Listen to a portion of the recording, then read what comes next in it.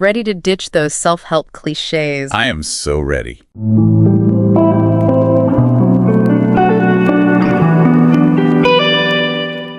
I like where this is going. We're diving into Keroy King's Letters to the Tribe today, and their unique take on, well, self-discovery.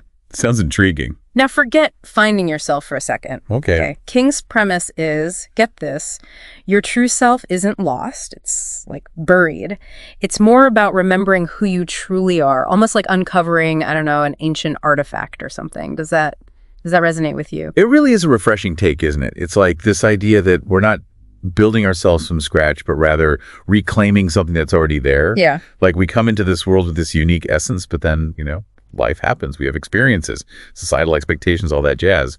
It can kind of obscure that inner truth. Yeah. It's so easy to lose ourselves in all that noise. For sure. And I think that's where this idea of like breadcrumbs comes in, Breadcrumb. This idea that the universe is like leaving us these little clues and nudges to guide us back to ourselves. I like that. I like that a lot. Like King describes experiencing this guidance through, vivid dreams or chance encounters that felt like destined. Yeah. Even messages from nature, which I thought was really cool. Have you ever felt that? Like that kind of serendipitous guidance in your own life? It's funny because a lot of people talk about these experiences, right? These synchronicities, like these seemingly coincidental events that just feel profoundly meaningful. It's almost like the universe is speaking to us. But it's in this language of symbols and synchronicities, you know what I mean? It's subtle, but it's there. Okay, so we're not just talking about like lucky coincidences here. No, not at all. This is about like really paying attention to the signs, the patterns, especially as we start to align with our true selves. Absolutely. It's about being present and aware. But how do we actually, do that? Like, how do we align? Right. Luckily, King gives us some, steps we can take. Okay, lay it on me. So one that really hit me was believe in your greatness. I love that. I love the analogy they used. A bent paperclip. Okay. Even if it's lost its original shape, that paperclip can still hold stuff together. It's still useful. It's a good analogy. And King's point is that just like that paperclip, our inherent worth, it remains. No matter what we've been through, no matter how, bent out of shape we feel sometimes. That's true, though. Our past experiences, even the tough ones, they don't diminish our value. Right. We are inherently worthy regardless. It's like a fact. It's a good reminder for sure. Big time. And that whole inherent worth thing, Yeah. It kind of ties in with King's next point, right?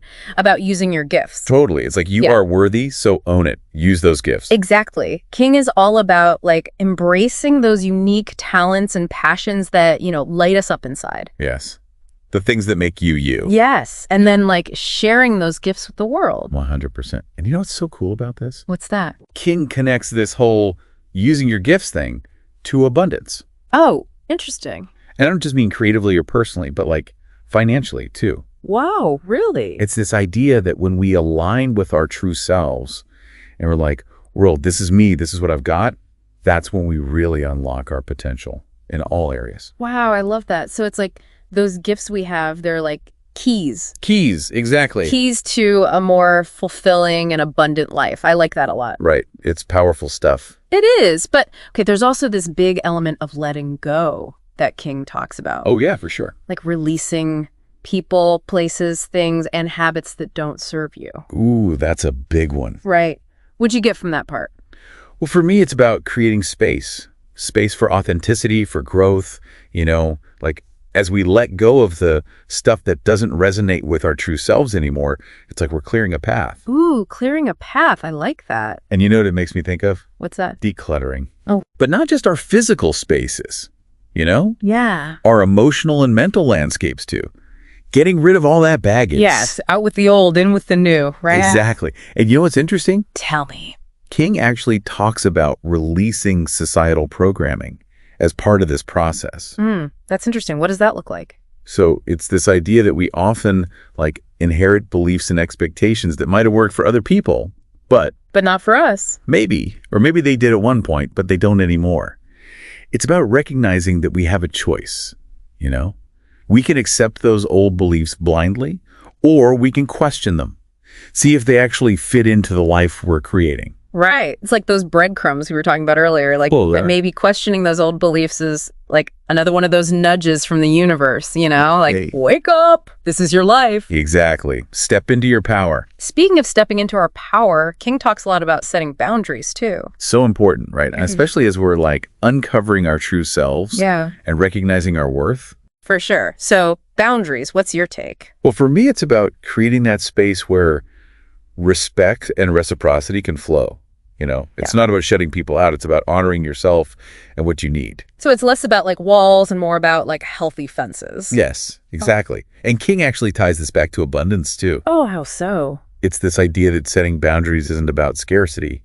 It's about creating space for the right people and experiences to come in. It's about recognizing the abundance that already exists and letting it flow into those relationships. Exactly. I like that a lot. Good. Glad you're with me. Now, there's this one part that I found super intriguing. Okay, hit me with it. King talks about the balance of masculine and feminine energy. Oh, interesting. Yeah, like how important it is for living authentically. Okay, I'm listening. So it's about recognizing and honoring both of those energies within ourselves, right? Like the masculine energy, the action, the drive, the logic, and the feminine energy, the intuition, creativity, the nurturing. And the key is we all have both. We do. It's in all of us. And when we can find that balance. That's when the magic happens. Exactly. It's like we become this like fusion of both, not one or the other, but both. Totally. And it's finding that harmony that lets us really step into our power. Yes. And speaking of power, remember those breadcrumbs we were talking about? Those synchronicities, signs from the universe? Oh yeah, those were cool. Well, King shares some pretty wild stories in the book about those moments when things just lined up perfectly, like almost too perfectly. Right. Like it was meant to be. Exactly. What stood out to you about those stories? What really got me was King's realization that those weren't just random events, It was like those synchronicities were a language, and the universe was speaking directly to them, guiding them. It's like that saying, hold on, what is it? Coincidence is God's way of remaining anonymous. Something like that. I love that. Right. But like in this case, it's like the universe is sending us personalized messages. If we're paying attention, of course. Totally. It's about cultivating that awareness and then trusting our gut, that intuition. Yes, trusting those nudges. Okay, so towards the end of Letters to the Tribe, King talks about their own unique gift, which is inspiring others. But they talk about how they initially saw it as this burden. Can you tell us more about that? Yeah. So King talks about how they used to feel this like obligation, like they had to uplift other people, even when they were struggling. But then they had this realization, this aha moment. How they? That by sharing their positive energy, even when they didn't feel it, they were actually uplifting themselves in the process. Wow. It's like the act of sharing our gifts, even when we're not feeling it, can actually nourish us. Exactly. It's a paradox, right? Yep. But it just goes to show you that self-discovery isn't a selfish thing. It affects everyone around you. Right. It's like that pay it forward concept. We embrace our own authenticity, and it gives other people permission to do the same. Man, this has been such a great deep dive into Keroy King's Letters to the Tribe. Totally agree. It's such a good one. We've explored how our true selves are something we remember, not find. Those little breadcrumbs the universe leaves for us. I forget the synchronicities. Oh, yes. All those signs. And that whole idea of embracing our unique gifts, not just for us, but for the impact it has on everyone else. It's a ripple effect. It really is. If you're listening and this conversation resonated, definitely check out Letters to the Tribe yourself. And in the meantime, pay attention to those breadcrumbs.